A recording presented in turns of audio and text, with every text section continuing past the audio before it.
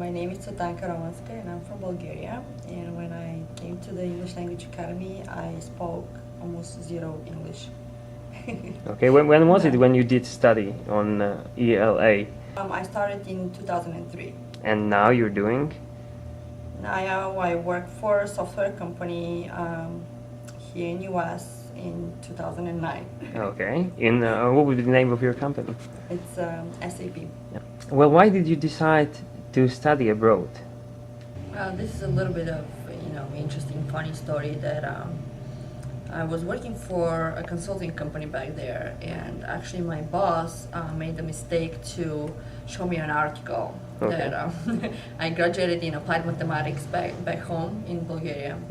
So my boss at the time showed me an article about the applied mathematics majors in U.S. and how the reputation that these people have, and how many jobs and how well paid they are in U.S. and everything else. And I was being paid at the time very, very little, as you can guess, in Bulgaria.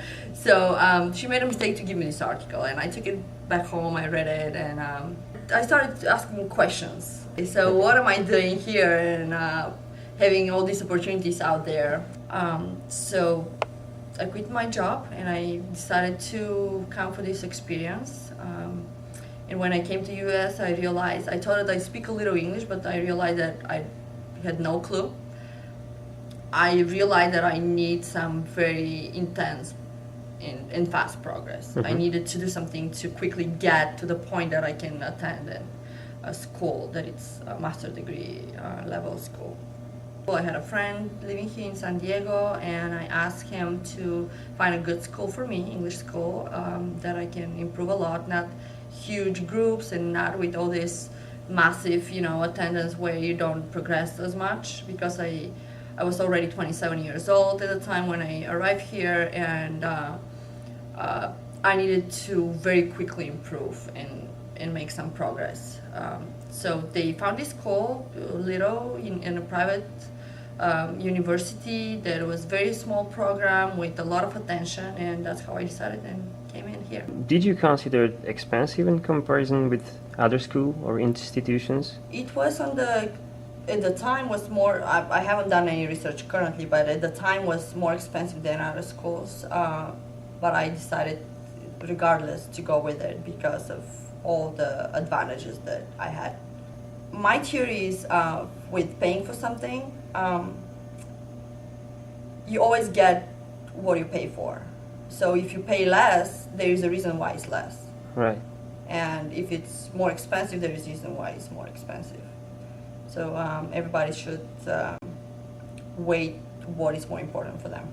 So was the value worth the price? Yeah, obviously.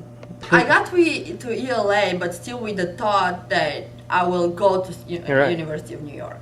Okay, so what made you change your mind then? Well, when I came here, I studied here for 2 semesters, and I still thought that my English is not good enough. And especially for where I was hitting, it was really competitive and very tough to get into these programs. But then, as the time goes by, you realize that the priorities in business in general, where I wanted to go to, things change and priorities change.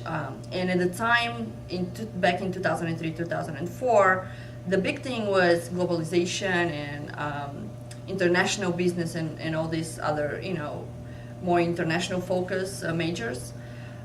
So I started thinking that I already have the applied mathematics. Why should I go again for something that I've been through, even that it was a huge difference in between what I've graduated in already. It was more, theory type of education, while the program here in applied mathematics that University of New York was offering was more practice oriented, with a lot of real projects, working with real companies and all these other things that we couldn't experience back home.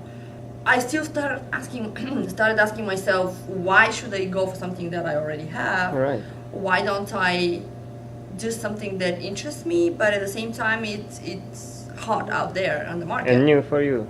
And new for me as well. So I decided to do something that is international focused, and while I was here during this 1 year that I was studying in ELA, I found out about the international MBA, which is not a regular MBA program, but it's international focus.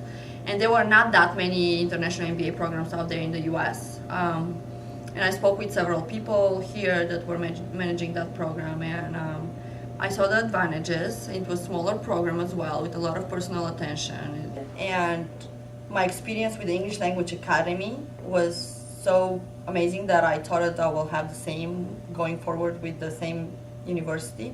Did it happen? What is it? Did it happen? Actually, yeah, it kind of met most of my expectations. Uh-huh. But you always have, the positives and the negatives in any choice that you make. But the positives were much more. Mm-hmm. Well, could you just name some of those positive aspects? Being in the graduate program, you mean, in the Mm-hmm. university? Well, the groups were very small. All the professors that I had knew my name. They could call me and meet me and talk to me on, my first name. That's very They rare. knew my weaknesses, my strengths, because of this small environment. I didn't have an excuse not to have my homework done, because they will know that I'm not done because of the discussions in class and having small groups. So that's the most important. Teachers are good everywhere. When they teach, they know the material. Let's put it this way. But the attention and to the students and the obligation that the students feel being in a small environment and the obligation to be prepared for the class, that's very important. Okay, what happened then?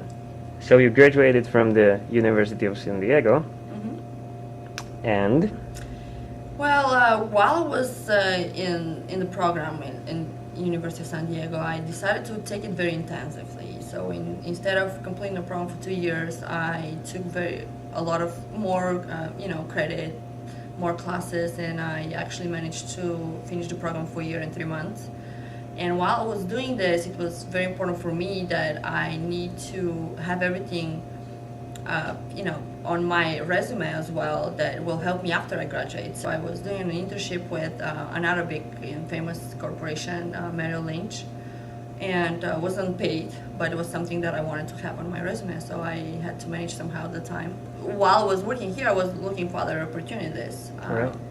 And I found this internship with SAP, because SAP, especially the field that I wanted to get into, which is value engineering, it's really tough to get in. And the people that they hire full-time, they come from big consulting companies like McKinsey and all kinds of very high-level companies that they require minimum of 5 to 10 years experience in consulting and everything like that I didn't have. So the only way to get into this field was through a training or internship. So and that was a tough thing too. But I got an interview. Apparently they liked me, and they offered me a full-time job, and here I am working with still the same job with SAP. obviously university here costs a lot of money. How did you make it? How did you manage to both? A lot of loans. Oh, loans? And since that I was international student, I couldn't get these loans from here, so Mhm. all my loans are from back home. Okay. And I'm still paying them back. I'm coming not from a rich family. I couldn't afford that, but as long as you want something, you always can Okay. get there. So